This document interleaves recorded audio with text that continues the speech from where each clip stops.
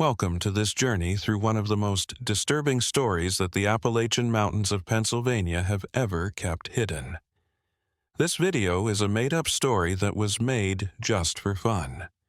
Any resemblance to real people, dead or alive, is purely coincidental.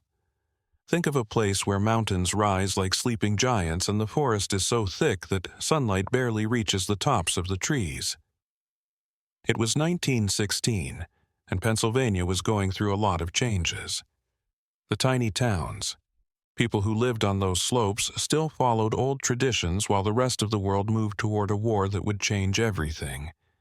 But in that quiet spot, time seemed to move in a different way, as if the mountains themselves were fighting against the changes that were happening all over the country. Eleanor Kinnard came to that area one fall afternoon when the leaves were starting to change color from green to red and gold. She didn't come from there. She came from a long way away, with only a worn leather suitcase and a look. That changed between being determined and sad.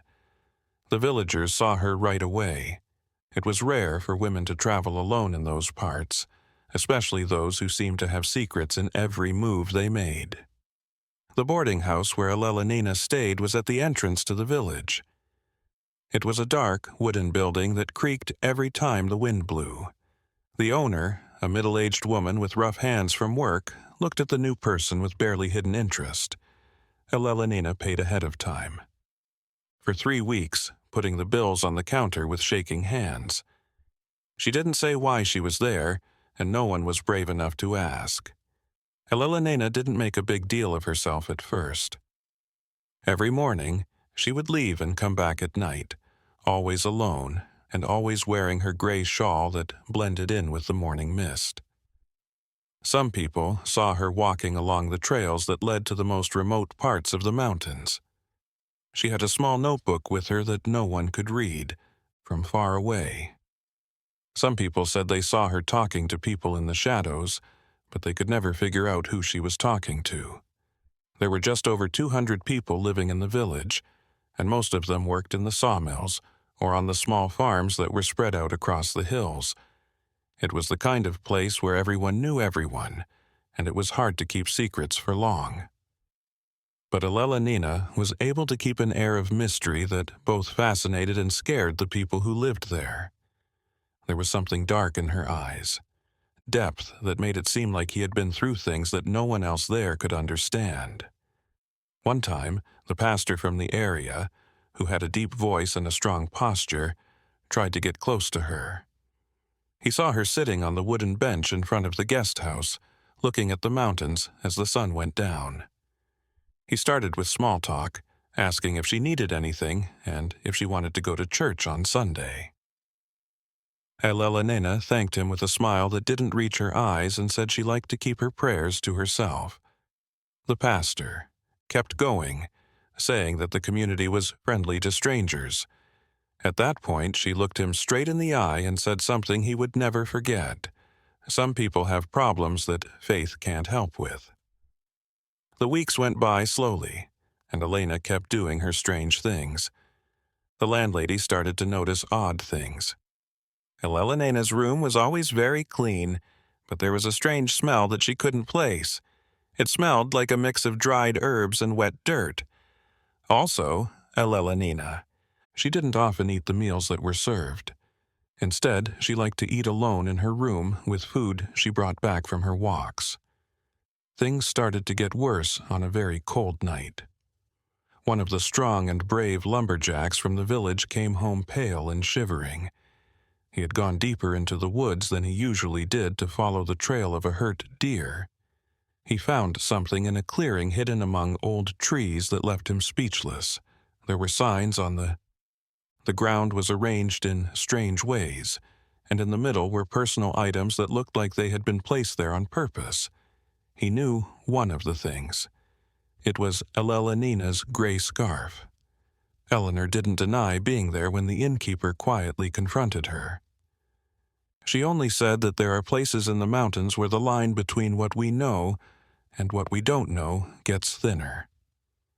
She talked about old stories and the people who lived in those places long before the European colonizers came and brought with them rituals that have been lost but have left marks on the land that can't be seen.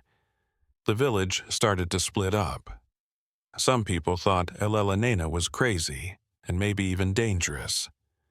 Some people thought she was just strange, maybe a scholar of folklore or anthropology, but everyone agreed on one thing. There was something very disturbing about her presence, as if she had shadows with her that shouldn't be disturbed. The mountains around Eleanor seemed to react to her. Animals started to act in a strange way. Wolves howled at strange times, and crows gathered in large groups in the trees near the inn. The village's very atmosphere changed, becoming thicker and more oppressive. People locked their doors earlier, didn't go out after dark, and whispered to each other about bad omens and signs. Eleanor didn't care about any of this. She kept going on her solitary walks, writing strange notes, and doing secret rituals deep in the woods. And as the village grew more and more worried, the mountains kept their secrets safe and waited for what was to come. The village changed slowly, at first almost without anyone noticing. People in the tavern stopped talking about the little things in life and started talking about more serious things. Old stories that grandparents only told on stormy nights came back to life like bodies coming up from the depths of the ocean. Eleanor seemed to thrive in that growing sense of unease. She started walking more often, but her schedules became less regular. There were reports of strange lights on the hillsides in the early morning. They were pale glimmers that moved among the trees like giant fireflies. Some people said they heard chants in languages they didn't know, echoing through the ravines. The melodies made their spines tingle and made the dogs howl in response. The blacksmith in the village, who was a practical man and had never been interested in superstitions, started having bad dreams. In his dreams, he saw Eleanor not as the weak woman who walked the streets during the day, but as a changed figure wrapped in shadows that moved on their own without any light. Day, but as a changed person covered in shadows that moved on their own without any light. In these dreams, she walked toward something in the mountains that had an old, hungry energy that pulsed. The landlady made the decision to take action. On a foggy November morning, she climbed the creaking stairs to Eleanor's room, determined to get answers. She knocked 3 times, each time sounding like a warning bell. There was no response. She turned the knob on the door and was surprised to find it open. Went into the room where Eleanor had been living for almost 2 months. She couldn't believe what she found. There were charcoal drawings all over the walls with symbols that were connected to each other, making hypnotic patterns. There were improvised maps of the mountains with dots at certain points and concentric circles that met at the highest points. On the bed, there were old leather-bound books with yellowed pages that were open. The illustrations in them mixed human anatomy with parts of nature in a way that was unsettling. Forms. But Eleanor wasn't there. Her clothes stayed in the closet, and her things were all over the place, as if she planned to come back at any moment. The only thing that was missing was the notebook she always had with her. The landlady ran downstairs in a panic and gathered some residents to show them what she had found. The reaction was quick and strong. Some people wanted everything to be burned. Some people said to look for Eleanor in the mountains before something bad happened. It was old Marcus who brought a different point of view. He was the oldest person in the village, and his memory went back decades. He told a story that not many people knew while sitting in his rocking chair. His eyes were cloudy from age, but still sharp. A woman came to that area decades ago, when he was still a child. She also had notebooks with her. 2 people walked alone through the mountains. 2 people drew strange symbols, and she too had vanished, leaving behind only rumors and a silence that lasted for generations. It was too scary to be connected. A coincidence. Marcus said that those mountains held something that people couldn't understand, something that some people found irresistible, like a siren song. Call sailors to the rocks. Eleanor wasn't the first, and she probably won't be the last. He said the mountains were hungry and wouldn't let go of anyone who would listen to their whispers. A group of men got together to look. They climbed the trails with lanterns and the determination that came from fear. Eleanor used to walk. The clouds let some moonlight through, which changed how the forest looked. The shadows stretched out in ways that didn't make sense, and the silence was so thick that their own footsteps sounded like thunder far away. After 2 hours of walking, they found the first mark. It was one of the symbols that had been carved into the bark of an old oak tree and put on the walls of Eleanor's room. The wood around the design looked like it had been burned, but there was no smoke smell, just that strange smell that the lady of the house had said. There were herbs and wet dirt mixed with something else, something organic and a little sweet. The group followed the trail markers like breadcrumbs in a scary story as they went deeper and deeper into the woods. The trees got thicker, and their twisted roots came out of the ground like petrified tentacles. The ground rose quickly, and soon they were in an area none of them had been to before, a place where even the most experienced hunters stayed away from. That's when they found the clearing. It was a perfect circle, as if someone had cut down the trees in a certain way. There were dead leaves all over the ground, but in the middle there was a dip in the earth, as if something heavy had been there not long ago. There were things spaced out evenly around this depression. There were smooth stones, branches that were twisted together, and Eleanor's gray shawl, which looked like it was in the north. There was no sign of the woman, just those things arranged in a way that made sense, and they felt like they were being watched by something that wouldn't show itself easily. The wind blew through the clearing, bringing with it a whisper that could have been just air moving through the leaves or something more, something that sounded like words in a language that people can't understand. The men chose to back off, not because they were afraid, but because their basic instinct to survive screamed in their heads. They took the shawl as proof, but they didn't take They left the other things alone because they were afraid of what would happen if they messed with the strange arrangement. It was almost dawn when they got back to the village. Their faces were white. Their eyes had a heavy look that wasn't there before. They told us what they had found, but their words didn't seem to capture the mood of that place. The feeling of walking on holy or unholy ground, but not being able to tell which. No one has seen Eleanor Kinnard since. The boarding house took everything out of her room. Her. The residents made sure not to talk about the belongings that burned in a silent bonfire. The symbols on the walls were hard to clean, as if they had been carved not only into the wood, but also into the very essence of that space. The clearing in the mountains stayed empty, always waiting. The Appalachian Mountains had a very cold winter in the next few months. The trails where Eleanor used to walk were covered in snow, making the area look like a white blanket that wanted to hide any sign of her. Passage.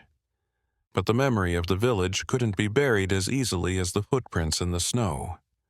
The changes started out small.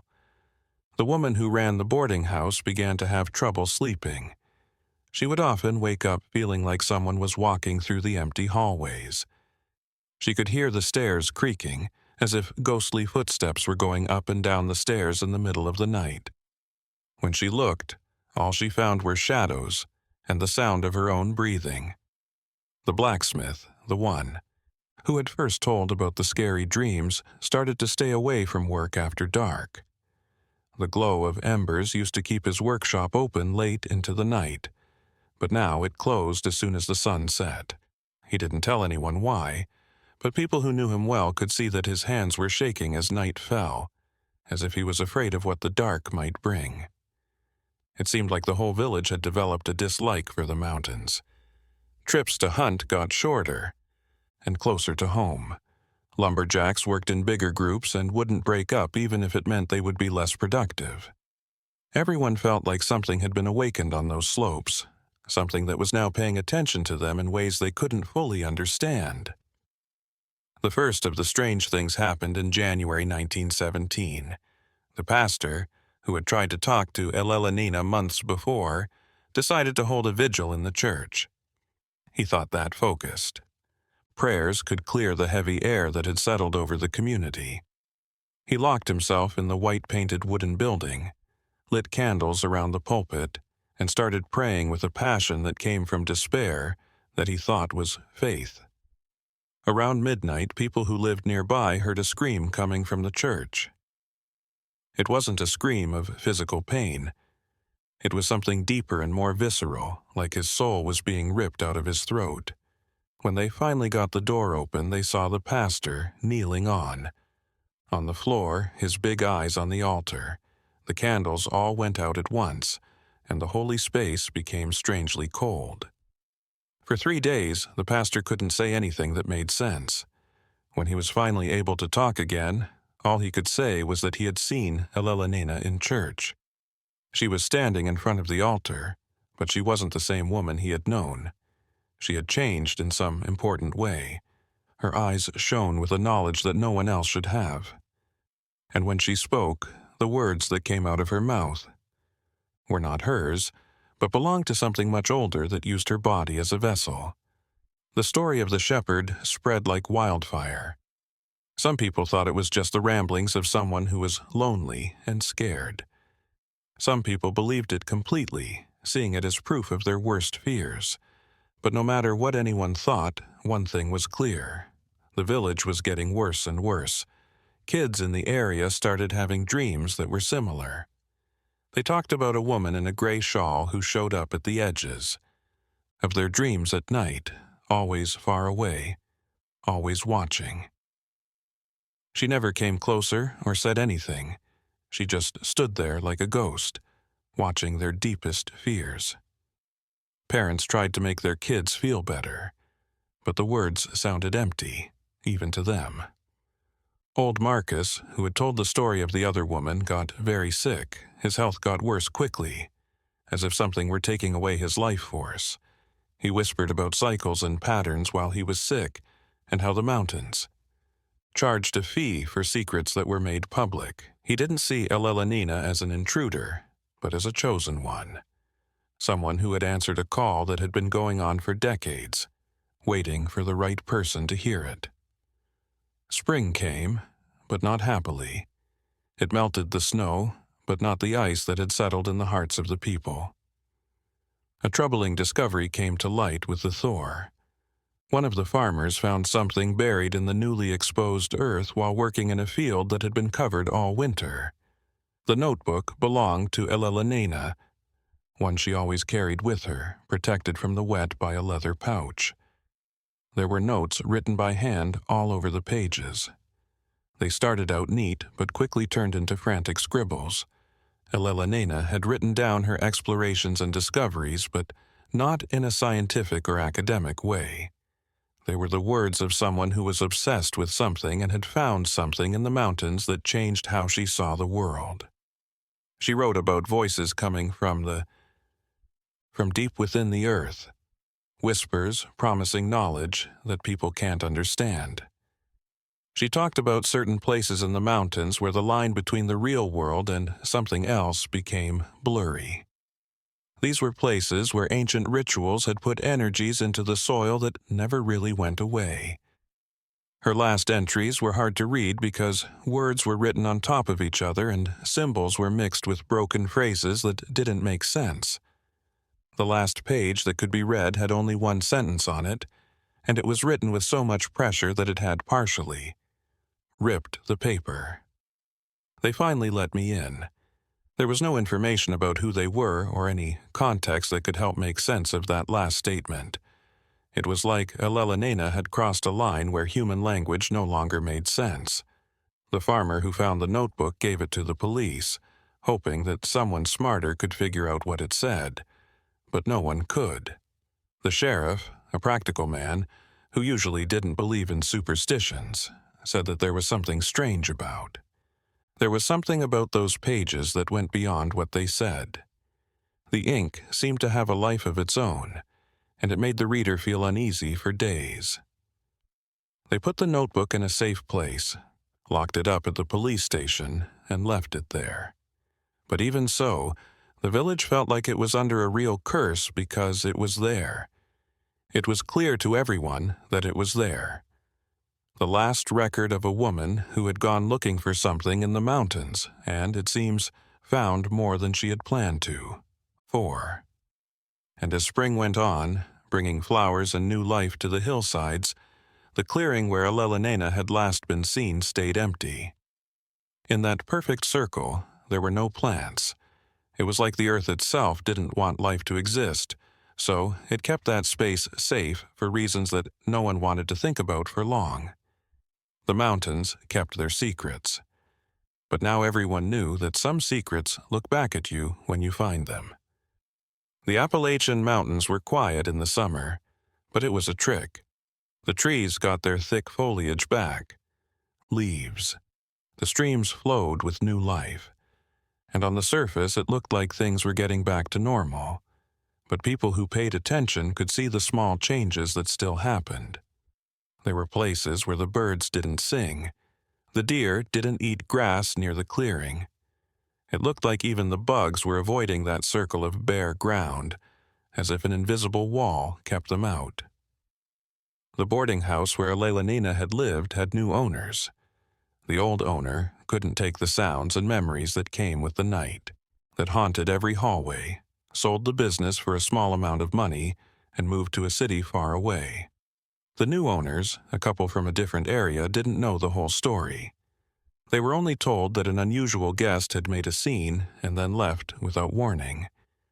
They cleaned Eleanor's room very well, even ripping off the wallpaper where symbols kept showing up through layers of paint.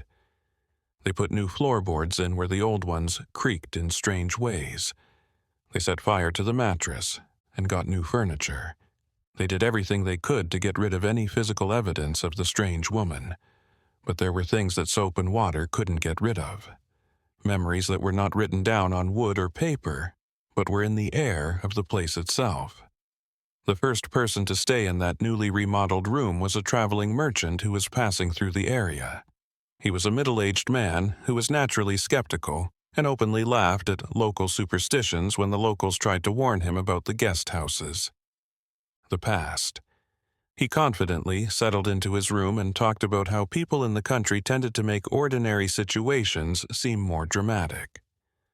The next morning, he left before dawn, leaving the full payment on the counter but not waking the owners. Weeks later, they found him in a tavern 3 villages away. He refused to talk about what had happened that night. He only said that some doors never really close once they are opened, and that there are rooms that hold echoes of people who have stayed there before in ways that don't make sense. In the mountains, on the other hand, other things started to happen. Hunters said they found animals in strange places, not hurt or sick in the usual way, but just standing there, as if they had been interrupted in the middle of something and forgotten about.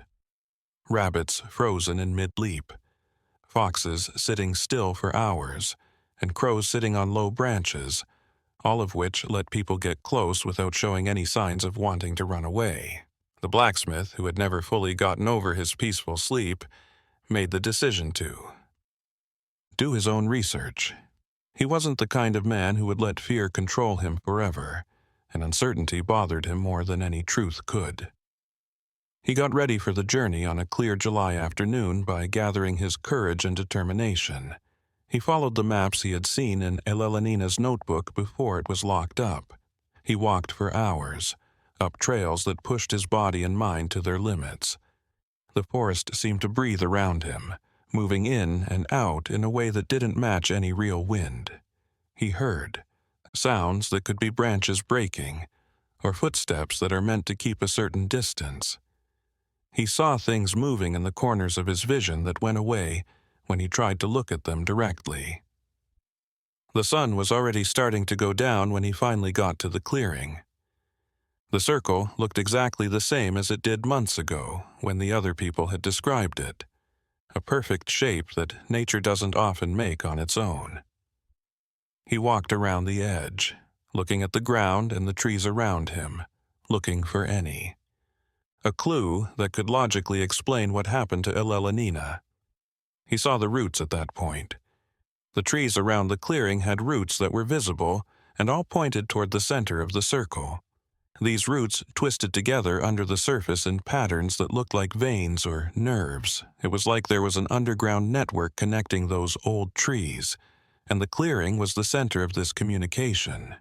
The blacksmith knelt down and put his hand on the ground in the middle of the circle.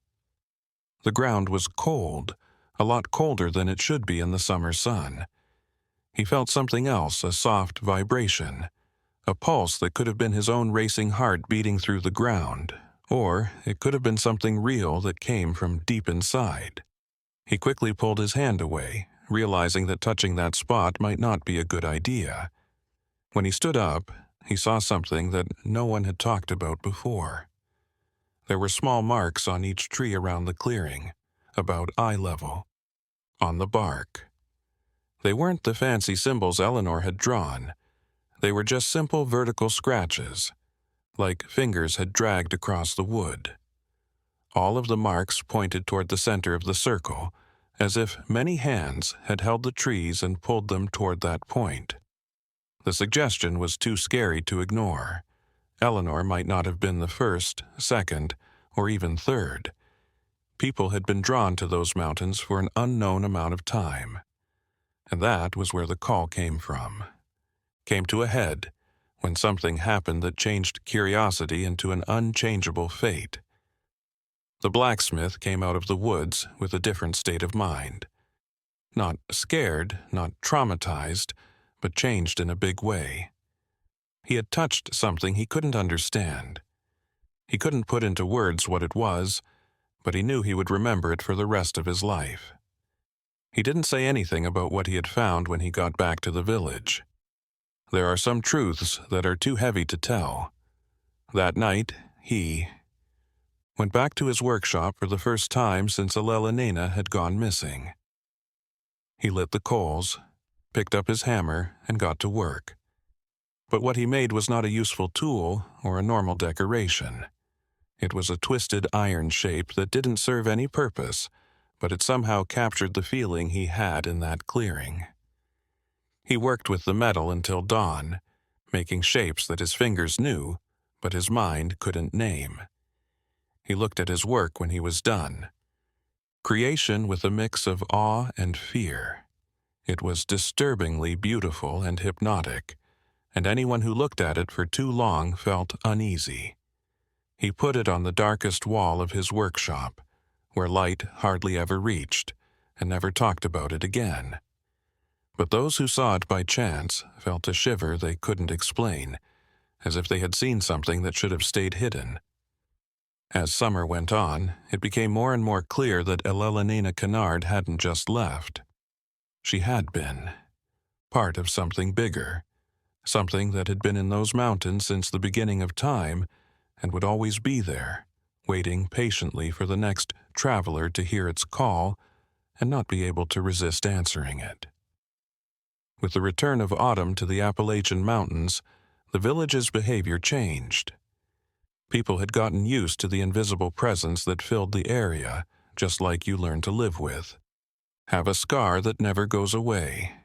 Life went on. Work went on at its own pace. But everyone knew that something important had changed. The village library, a small building with shelves that smelled like mold and old books, became a place for people who wanted to learn more to meet. The librarian, a thin man with round glasses and a lot of patience, started to see a pattern in the requests. People wanted books about local folklore, stories about the native people who lived there before, colonization, writings about strange events, and stories from other places where the normal became strange. He got so into this research that he spent sleepless nights going through old books that no one had touched in decades. He found interesting references in the diaries of old explorers, and marginal notes in history books that hinted at things that the main texts left out on purpose. There was a pattern, a web of connections that linked that area, of the mountains to similar events that have happened over the years. One of the most interesting texts was an undated manuscript written in fancy calligraphy that was hard to read. The anonymous writer talked about places he called convergence points, where the layers of reality got thinner and allowed things from other dimensions to enter the physical world. The text says that these places had a magnetic pull on some people. Those who were more sensitive to the whispers of the unknown was sharper. The librarian started writing down what he found in his own notebook, making concept maps that linked stories that were decades or even centuries apart. Eleanor was not an outlier. She was the most recent in a long line of people who had been drawn to those mountains. Each of them had made an impression, whether it was small or big, and they all eventually disappeared in ways that rational language couldn't fully explain. At the same time, the guest house had to deal with new problems. The owners, they were determined not to let superstitions ruin their business, so they kept letting guests stay in the newly renovated room, but the results were always unsettling. Some travelers left in the middle of the night without saying why. Some people stayed until the end, but they looked shaken up, with dark circles under their eyes and hands that shook. A few people didn't seem to be affected at all, which made the owners wonder if the problem was with the room or with certain kinds of people who slept there. A theory started to spread quietly among the more. People who pay attention. Maybe it wasn't the room itself that held Eleanor's presence, but the fact that the space had become a kind of portal, a link between the real world and the place where Eleanor had gone. People who were sensitive enough could see this connection and feel it pulsing through the new paint on the walls and the new floor. For them, sleeping there was like putting their head in an ear that could hear beyond the veil of everyday life. It took the pastor months to get over his, meeting at church, decided to be more proactive. He set up a number of community meetings. These weren't necessarily religious. They were just places where people could talk about their experiences without being judged or laughed at. What came out of these meetings was very interesting. Since Eleanor came to the village, almost everyone has had some kind of strange thing happen to them. Some people said they had dreams where they walked through the mountains with a figure in the distance who never turned to show them their face. Some people said they had moments of dissociation during the day, when they suddenly found themselves in a different place and couldn't remember how they got there. People said they heard voices in very quiet times. The voices weren't clear words, but they were murmurs that had emotional meaning even though they didn't have clear linguistic content. It became clear that Eleanor had acted as a kind of catalyst in her search for something in the mountains. Her strong presence and all-consuming obsession had somehow tuned the area to frequencies that would normally be too low to hear. It was like she had opened a door that wouldn't close all the way, letting echoes and whispers come through the cracks even after she left. Many people thought that old Marcus's point of view was deep. He had survived a serious illness but was still weak. He thought that maybe the mountains weren't good or bad, but just existed on a different level of consciousness than humans. Eleanor had not been broken or consumed, but changed into something that could exist at the same time on the physical slopes and in other dimensions that normal people can't see. Some people found this idea strangely comforting, while others felt even more uneasy. If this was true, it meant that Eleanor was still there in some way, watching through the trees and walking the paths in ways that human eyes couldn't fully see. It meant that she had gotten what she wanted, but it had cost her. Her humanity as they saw it. The clearing stayed the same as the leaves fell from the trees, painting the ground with shades of ochre and crimson. Not a single leaf fell inside that perfect circle. The wind seemed to go around it, as if it were following an invisible but strict line. That space seemed to be out of sync with the rest of the forest, even though it was in the same physical place. It felt like it belonged to a different reality. Some of the braver or more curious people started going to the clearing on a regular basis. Not to bother it, but to watch it. They set up an unofficial vigil to keep track of any changes or strange events. What they found out was that the clearing wasn't always the same. There were times when the air inside the circle seemed to shake a little, like it was being seen through invisible heat waves.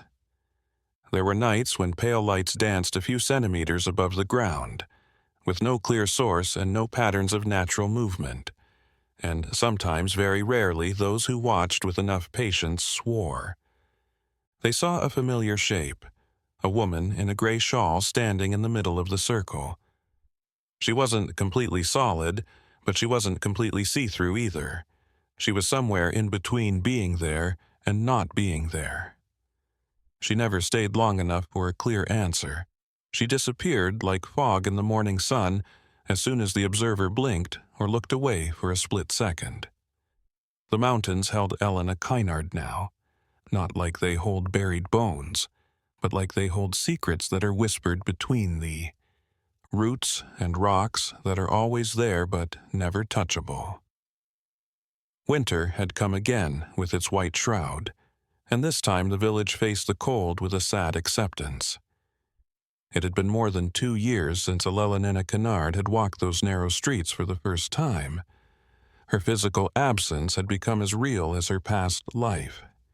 It was a puzzle that no one could figure out, an equation where taking away something made the mystery grow. The Landel, who had found the symbols on the walls of. The room never fully got her peace of mind back. She got into the habit of waking up at 3 o'clock every morning, always at the same time, because she was sure she had heard someone say her name. It wasn't a threatening or evil voice, but it was unsettlingly familiar, like the person who was calling her knew her better than she did. She eventually left the village, just like the previous owner of the boarding house had done. But she was different from the person who came before her. Didn't sell the business. She just left it behind, giving the sheriff the keys and a sealed letter that he was told to open only if something strange happened. The sheriff kept the letter and Eleanor's notebook in his safe, making a small collection of items that showed things that couldn't be properly cataloged. The building started to fall apart quickly after the boarding house was empty. The snow that built up on the eaves broke the windows. The paint came off in big, revealing the old wood underneath in patches. As if nature wanted to take back the building and put it back into the wild fabric of the mountains, vines started to climb the outside walls. But no one would go into the empty building, especially the second floor, where Eleanor's room had been untouched since the last owner left. The librarian kept doing his obsessive research, and the things he found got more and more complicated. He saw references to an idea that was old, texts known as spectral anchoring. The notion that individuals undergoing significant transformations in places imbued with anomalous energy left enduring impressions that surpassed death or physical absence.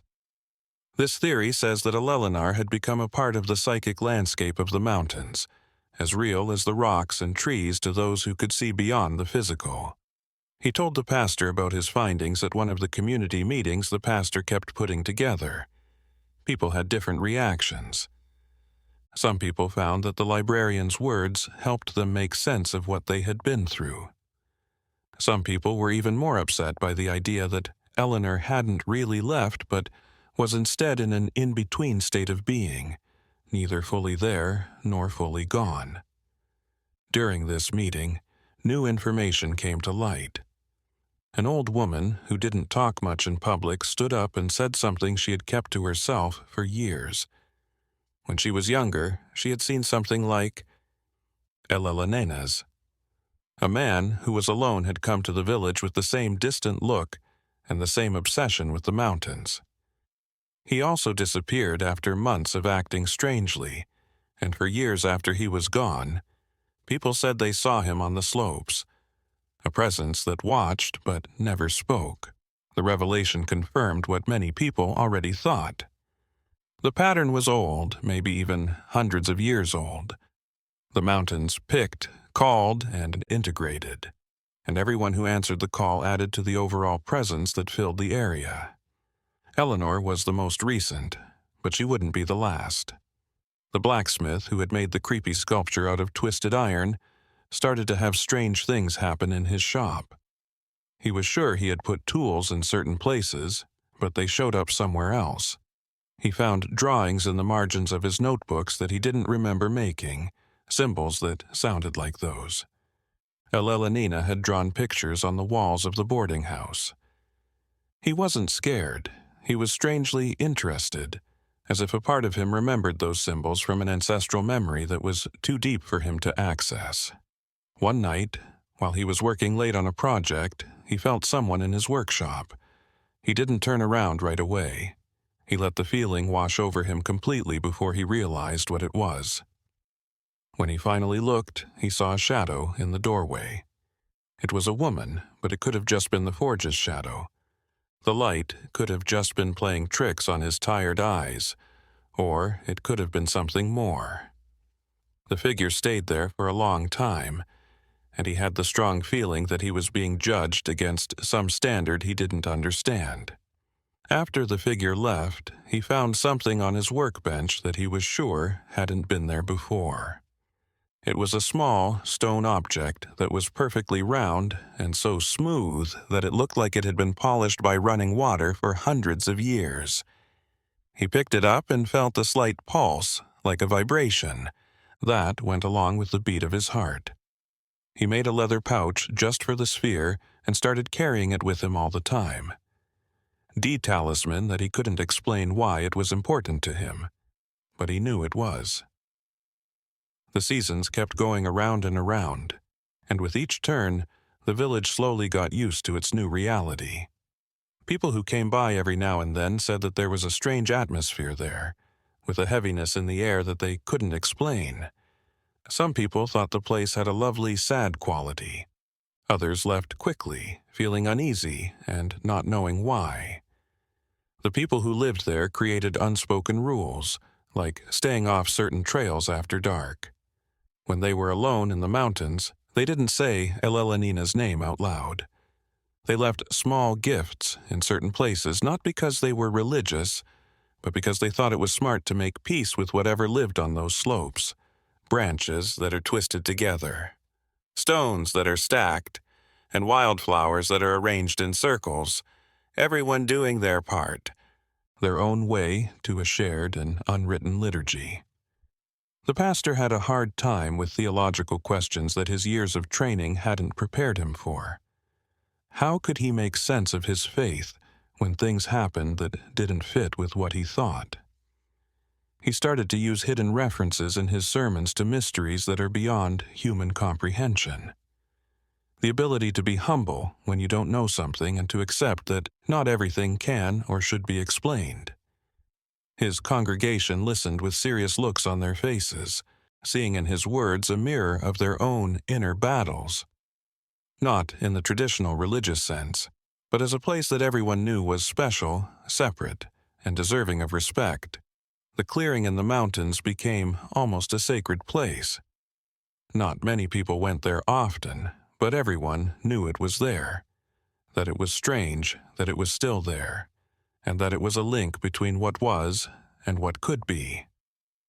And on nights when the full moon shone down on the slopes with a silver light, people who looked out their windows could swear they saw a quiet line of see-through people walking along the old paths. Eleanor was not alone. She was with all the other people who had been called before her. They were a ghostly group that would always be wandering through the mountains she had chosen as both her tomb and her temple. In the spring of 1919, the Appalachian Mountains changed in small but clear ways. There were wars far away that changed the world outside of those hills, and those changes still echo. Stray newspapers and stories of soldiers coming home brought change to the village. But for people who lived in the mountains all the time, wars between people seemed small compared to the daily battle of acceptance and understanding they fought.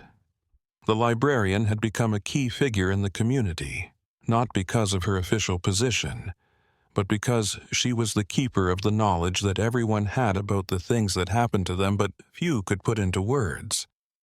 His small office in the back of the library had turned into an unofficial archive where written accounts, strange things found in the mountains, and drawings of symbols that kept coming up were carefully organized. One of his most interesting collections was a set of maps he had drawn himself, adding information to show patterns that weren't obvious at first. He marked all the places where people said they had strange experiences, drew lines between sightings of ghostly figures, and found certain trees that looked like they were markers or gates. What came out was an unplanned, sacred geometry, a web of PowerPoints that spread across the mountains like an invisible nervous system. Helena's clearing was in the middle of this network, but it wasn't the only important thing. There were other places, some known for generations and others just discovered, where the line between realities became clear. A waterfall where the water fell without making a sound, even though it was loud. A rock formation that made shadows at. No matter where the sun is, the angles are impossible. A shallow cave where echoes answered with words that were not the same as what was said. The blacksmith kept working, but the things he made were very different from what they used to be. He stopped making only useful tools and normal decorations. His hands made things that seemed to have a purpose beyond their physical function, like sculptures that captured something of the restless spirit of the mountains. People started looking for him just to pay for these pieces. Having one of these things felt like having a protective talisman, or maybe a key to deeper understanding. He never set a price for these unique works. He just asked people to give what they thought was fair, which led to interesting conversations. Some people paid with money, while others brought stories. They told him about their own experiences in the mountains, which he mentally added to the growing collection of shared knowledge. Some people gave things they found on hikes, rocks that looked strange, or branches that had grown in strange spirals. The old boarding house was slowly falling apart, as it always would. Owls nested in the exposed beams, and vines grew through the broken windows, making it a home for them. But the second floor, where Eleanor's room was, stayed strangely intact, as if something in that space fought against natural decay and kept a bubble of frozen time in the middle of everything else falling apart. The sheriff gave the artist who had just moved to the area to find ideas for his paintings permission to enter the empty boarding house. He had heard the stories, but because he was too proud to believe them, he thought they were just made-up stories. The sheriff thought about it for a while, but then he agreed and told him about the dangers of an abandoned building. The artist spent the whole afternoon at the boarding house drawing the crumbling architecture, which showed off the sad beauty of the ruin. Architecture, capturing the sad beauty of the ruin. He went up to the second floor and found Eleanor's room, just like the stories said it would be, surprisingly untouched, as if time had forgotten to touch it. He put up his easel and started to paint, getting lost in the creative flow like he always did. Hours later, when he finally came out of the boarding house, he was carrying a canvas that made everyone who saw it very uneasy. Yes, the painting showed the room, but it also had people in it. Shadows that looked almost like people, which he said he hadn't seen while painting. His hand had just added them, almost without his conscious will. And in the middle of the painting, Eleanor was looking directly at whoever was looking at it, with those eyes that knew things that words couldn't say. The mirror that wasn't really there in the room showed her. The artist couldn't stop thinking about that painting. He tried to paint it again and again, trying to get the feeling he had in that room, but he couldn't. The same emotional weight was present in the next reproduction. In the end, he gave the original painting to the librarian, who couldn't keep it in his own home. It took up space on a wall in the private archive, where it was seen by visitors who were both interested and disgusted by it. Over time, community meetings had become more about ideas. People stopped looking for clear answers. They had learned that there were no such answers. Instead, they shared their points of view and worked together to build an understanding. That was more about accepting than explaining. Helena had become a mythological figure, someone who went beyond her real life to become a symbol of something bigger, a symbol of how the village dealt with the strange powers that lived in its mountains. At one of these meetings, the pastor shared a thought that really struck home. He thought that maybe Eleanor wasn't a victim of circumstance, but a willing pioneer who made the choice to cross that threshold, knowing or at least sensing what was waiting for her. Threshold, aware or at least sensing what lay ahead. This interpretation sees her as a heroic figure, not a tragic one. She was brave enough to look for truths that most people would rather not know. Many people found this point of view to be very comforting. It changed the story of loss and mystery into one of going beyond and making a choice on purpose. The mountains hadn't eaten Eleanor. Instead, they had invited her to be a part of something that would last forever, and she had said yes, that invitation with open eyes. As summer drew near again, the village felt something new, a sense of peace, not complete but significant, as if the people and the forces that shared that space had finally found a way to get along. The strange things that were happening didn't stop, but they changed in small ways. They became less dangerous and more thoughtful, as if an intelligence that wasn't human had decided that those humans were worthy of living with them. Old Marcus, who was now very old and weak, spent his last week sitting in his favorite chair and peacefully looking at the mountains. He left with a smile on his lips, as if he had seen something amazing in his last moments. People from the community came together for his funeral to share stories. Many people thought he hadn't really left, but had just changed shape and joined the eternal procession that walked the slopes in the moonlight. The mountains kept watch in silence, keeping secrets and giving glimpses for those who are brave or foolish enough to look for them. And somewhere among the old trees and quiet streams, Eleanor Kinnard stayed, not as she was, but as she had become, a part of the living tapestry of that amazing place. Over the next few years, the village slowly changed how it thought about its strange past. What had once been a source of fear and anxiety had changed into something more complicated, a mix of respect and curiosity that now defined the identity of that place as a whole. The mountains were no longer just a setting. They were a character in the story that everyone who lived there told. The librarian looked older because of all the new things he had learned and the work he had taken on himself. His hair had turned completely white, and deep wrinkles on his face looked like maps of an inner journey, but his eyes still had a strange gleam, like someone who had looked beyond the veil and come back changed. He started to teach a young man who was also interested in mysteries how to do things, making sure that the knowledge he had gained would not be lost when he left. The archive had gotten a lot bigger. It now had its own office in the back of the library and another room that the community helped build just for that purpose. There were shelves on the walls that held notebooks, strange things, marked up maps, and drawings.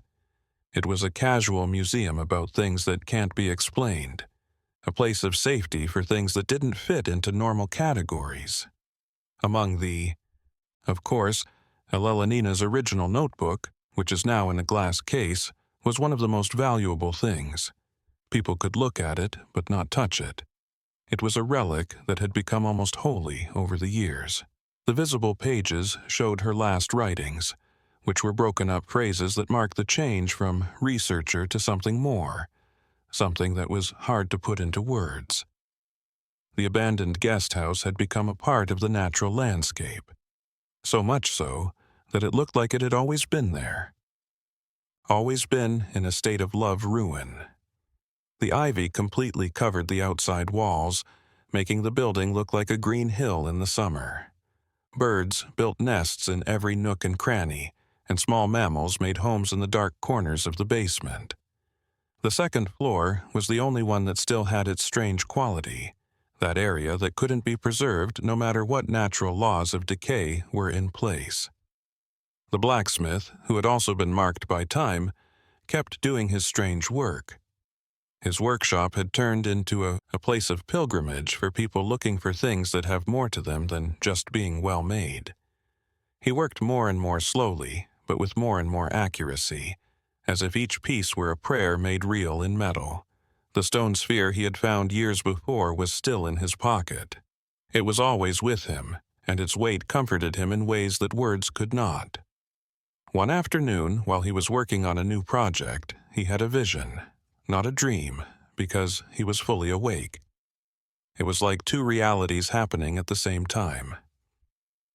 For a few seconds he could see Eleanor standing in the doorway of his workshop, as real and solid as any person. She smiled at him, a smile of recognition and thanks, as if to say, "Thank you for keeping the memory of me and everyone else who has walked that path alive." She held out her hand, and something in it shone with its own light. He couldn't fully make out what the thing was before the vision faded, but it stuck in his mind. He worked that night. He worked quickly, his hands moving with a sureness that came from a sudden idea, making a copy of what he had seen.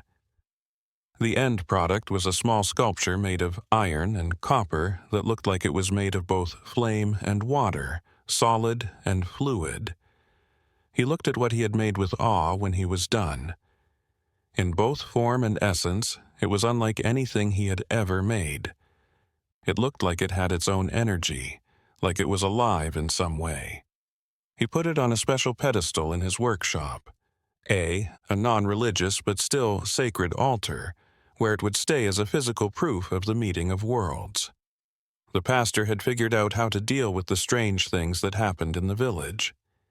His sermons had changed over time to include parts from many different spiritual traditions.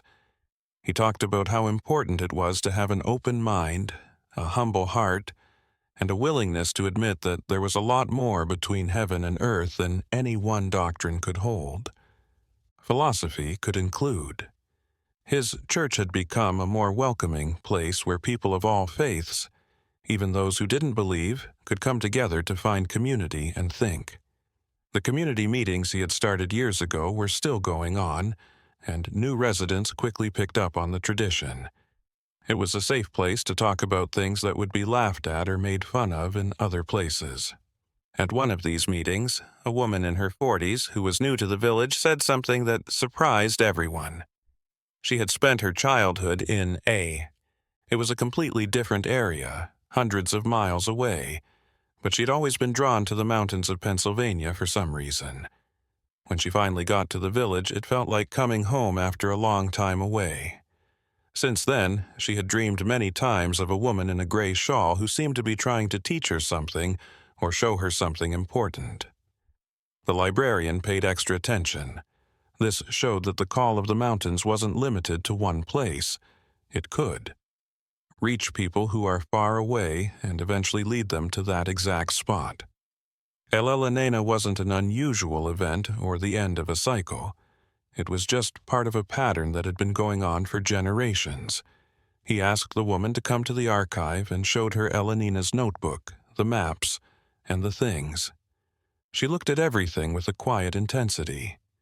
Her fingers would sometimes lightly touch the glass cases, as if she could learn by touch.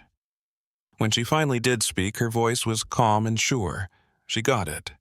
Now she knew why she had been called. There was work to be done, but not the usual kind. It was about keeping the connection between people and other people alive and acting as a bridge between different realities. The librarian felt a huge sense of relief. This person could eventually take over his job and keep up the work of documenting and preserving. There was a guarantee of continuity. The memory would stay. People who came after Eleanor and the others who had walked that path would always remember, honor, and study them. The The seasons went on in their never-ending cycle, each one bringing new secrets and discoveries. The clearing in the mountains stayed the same, and people who felt the call went there from time to time, while those who didn't wisely stayed away. The trees around the circle had grown a little bit, but the circle itself had stayed the same size over the years. On the quietest nights when the village slept under blankets of stars, those who stayed awake could hear it if they listened. Carefully, a song from far away in the mountains. It wasn't scary or welcoming, it was just there. A melody that could only be heard in certain frequencies. It told the story of Eleanor and all the other people whose names had been forgotten, but whose spirits still lived on those old slopes. The mountains took care of their ghostly residents with love that would last forever, and the village had learned to live in peace with this strange fact. Time had become flexible in that. The village in the Appalachian Mountains was not measured by regular calendars, but by cycles of shared experiences. It had been decades since Eleanor Kinnard had first walked those streets, and many of the people who knew her were no longer alive. But her presence was stronger than ever, as if time had only made her more a part of the essence of that place. The archive had become famous among small groups of people who were interested in things that couldn't be explained. Researchers from faraway places came from time to time, drawn in by rumors of detailed records of strange events. The first librarian had died, but his apprentice, who now had gray hair, kept the tradition going with a dedication that was almost religious. The woman, who had felt the call of the mountains years before, was now an important part of the community. She had become very aware of the patterns that controlled local events, and could predict with disturbing accuracy when stronger ones would happen. Not through scientific calculations, but through a deep gut feeling that she couldn't fully explain. The old boarding house had finally given in to time and gravity. During a very bad storm, one of the outside walls fell down, letting the weather in, but the second floor stayed up, like a ghost ship floating on wreckage above the ruins. From some outside angles, you could still see Eleanina's room. Her time capsule went against all odds. The blacksmith had taught his trade to a young apprentice who was naturally good at both working with metal and making things that had that special quality that turned them into talismans. She worked with the stone sphere that the old master had given her before he died.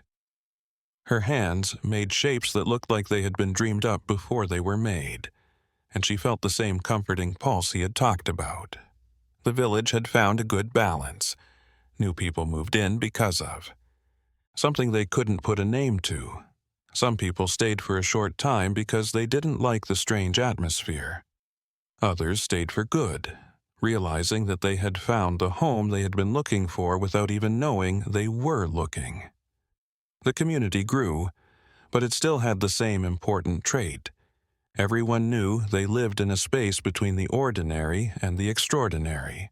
Community gatherings had grown to include small rituals that weren't religious in the usual sense but were instead symbolic ways of recognizing the forces that shared that land. Hikes together to important places in the mountains. Times of quiet thought under the stars. Campfire stories where the flames moved in ways that seemed to respond to the stories. Eleanor had become a legendary person, and each generation told her story in new and interesting ways that added to its meaning. She was both a warning and an inspiration, a symbol of bravery and caution, and a sign of humanity's search for knowledge beyond the limits of reason. Limits of reason. People didn't call her name out of fear, but out of deep respect. The clearing was still the center of that complicated web of mysteries. For generations, people had written about its strange features, building up a body of knowledge that was both huge and fundamentally lacking. Every observation added a piece to the puzzle, but the puzzle was bigger than anyone had thought it would be. During special events, the community would gather near the clearing and keep at a respectful distance, but knowing how important it is to them. Some people said they heard a distant song on quiet nights, and musicians played melodies that sounded like it. Artists made things based on the shapes and symbols that Eleanor had written down. It was a group tribute not just to her, but to everyone who had walked that path before and after. And on special nights when the weather and the positions of the stars came together in ways that no one could have predicted with complete accuracy, the spectral procession became more clear. Figures that are see-through walking along old paths. Eleanor was one of them, and they were part of an eternal communion that existed alongside the village. People who were lucky enough to see these things talked about them in hushed tones, knowing they had seen something holy. The mountains kept their eternal watch, keeping secrets that might never be fully revealed. The village had learned that some things were inexplicable after living with them for decades, that some questions didn't need answers, that the mystery itself was valuable, and that living on the edge of two worlds was a rare and valuable gift. Eleanor Kinnard had found what she was looking for, and in doing so, she had given the village an unexpected gift, the knowledge that reality was much bigger, stranger, and more amazing than anyone had ever thought before she came with her gray shawl and eyes that saw beyond. The Appalachian Mountains stayed the same, dark and gloomy. Majesty, keeping stories safe that time, can't completely erase. The village still exists among the slopes, where the normal and the strange live in harmony. Each generation learns that there are more mysteries among the old trees than reason can easily accept. Eleanor Kinnard has become a part of the landscape in ways that go beyond just being there. As the wind blows through the leaves, people whisper her name. You could feel her spirit in every shadow that danced at dusk. She is not lost, but changed and made a part of the place she chose to go. The mountains welcomed her, and she became one with them, always walking the same paths she did when she was alive. The clearing is still the same as it always was. A perfect circle where nothing grows and time seems to stop for a moment before moving on. It is a portal, a scar, or a safe place, depending on who sees it and what they bring with them. For some, it's just empty land. For some, it is. The point where realities meet, where the line between worlds becomes clear enough to let people see what's on the other side. The archive is still getting bigger. Every item and piece of paper adds to the group's understanding. There are no clear answers there, just hints and suggestions, pieces of a puzzle that may never be finished. And maybe that's for the best. Some mysteries become more powerful when they stay mysteries, because breaking them down analytically would take away their magic. The community has learned how to live with this uncertainty in a graceful way. They don't fear the mountains, they respect them. They don't stay away from the strange, they honor it. They have gained a unique kind of wisdom from living with things they don't fully understand for generations, but they know they are real and deserve respect. People still come to visit every now and then, drawn by rumors and stories that come from beyond those hills. Some people find what they're looking for.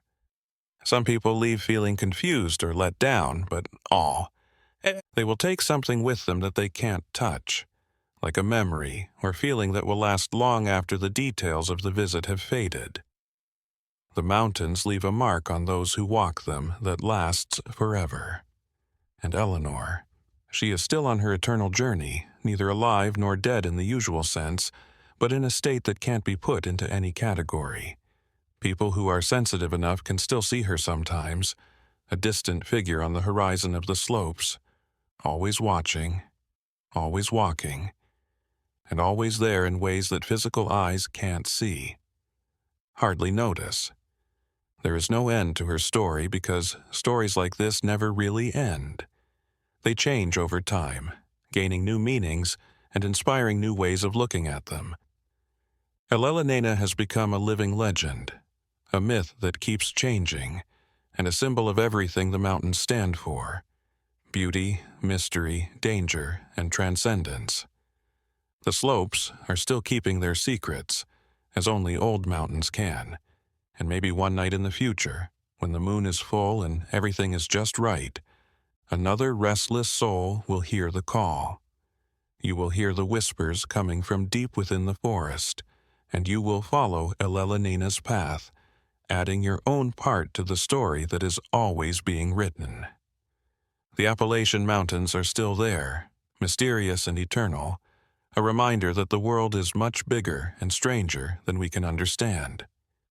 And in that little part of Pennsylvania, among the trees and shadows, the story of Eleanor Kinnard keeps playing, a sad song that. Time will not be quiet. If you've read this far through the dark and mysterious story, please leave a comment to let us know what you thought. Subscribe to the channel for more creepy stories that take you to the darkest parts of your mind. And don't forget that some places hold memories that last forever, and some stories never really.